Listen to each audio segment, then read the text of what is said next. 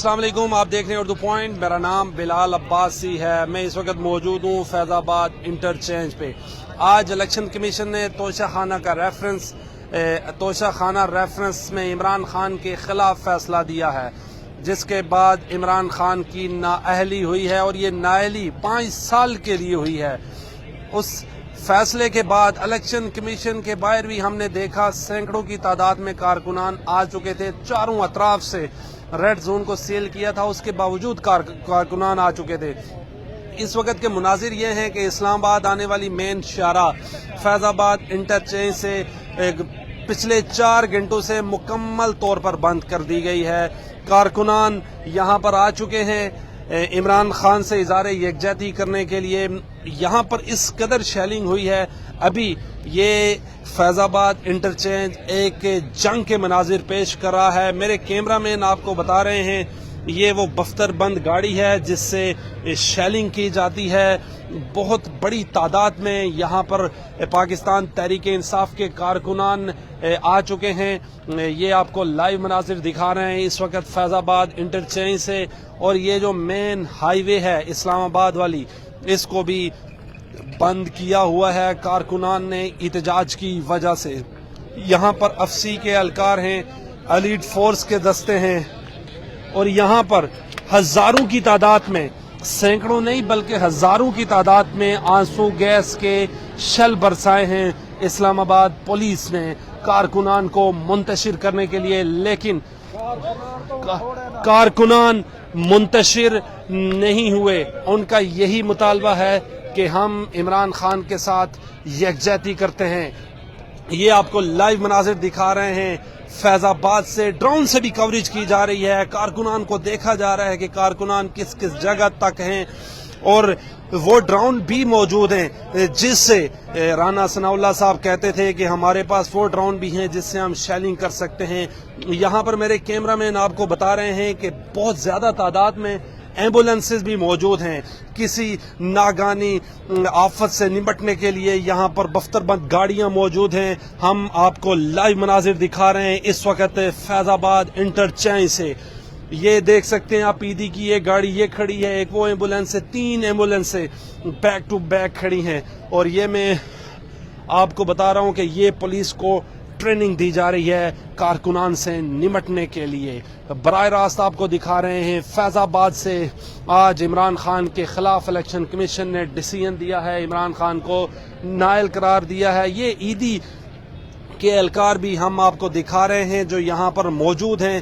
کسی بھی ایسی کوئی زخمی ہوتا ہے یا کسی پر آنسو گیس کی وجہ سے کوئی بے ہوش ہوتا ہے تو اس کو ہاسپٹل پہنچانے کے لیے یہ دیکھ سکتے ہیں آپ، ایلیٹ فورس کے دستے ہیں، ایف سی کے دستے ہیں جن کی نگرانی کر رہے ہیں ان کے سینئر افسران، سینئر عہدیداران، اور نمٹنے کے لیے ان کو بتا رہے ہیں کہ کیسے نمٹا جائے گا۔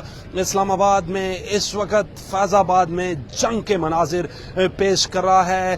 شیلنگ ہو رہی ہے، اور اس قدر شیلنگ ہوئی ہے کہ کم و بیش 1000 سے زیادہ شیل مارے ہیں۔ اسلام آباد پولیس نے کارکنان کو منتشر کرنے کے لیے راولپنڈی کا جو قافلہ تھا اس کو لیڈ کر رہے ہیں راجہ راشد حفیظ، پاکستان راجہ راشد حفیظ MP اور اس کے علاوہ واسق قیوم عباسی جو ڈپٹی اسپیکر ہیں پنجاب اسمبلی کے، راجہ راشد شفیق بھی اس قافلے کو لیڈ کر رہے ہیں۔ اسلام آباد میں بہت بڑی تعداد میں کارکنان باہر نکل آئے ہیں۔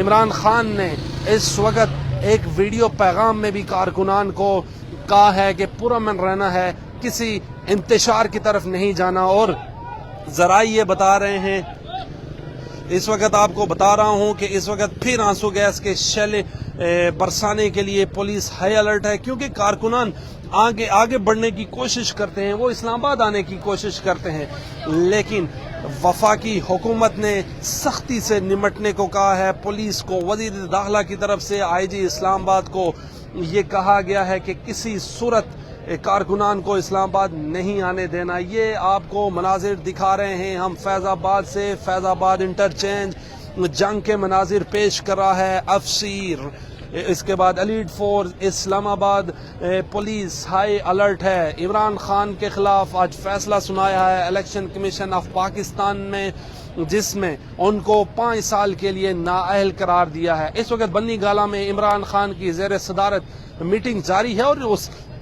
بتاتا چلوں کہ الیکشن کمیشن نے جو ڈیسیژن دیا ہے 63(1)(p) کے تحت، جس میں عمران خان پارٹی چیئرمین کا عہدہ بھی نہیں رکھ سکتے، یہ ڈیسیژن دیا ہے۔ Imran Khan chief election commissioner اور الیکشن کمیشن آف پاکستان کے خلاف عدم اعتماد پہلے ہی کر چکے تھے۔ وہ کہہ رہے تھے کہ میرے خلاف فیصلہ آئے گا، اور جب پاکستان تحریک انصاف کے رہنما وہاں پر فیصلہ سننے کے لیے جا رہے تھے، ہم نے ان سے بات چیت کی، لیکن وہ مطمئن نہیں تھے۔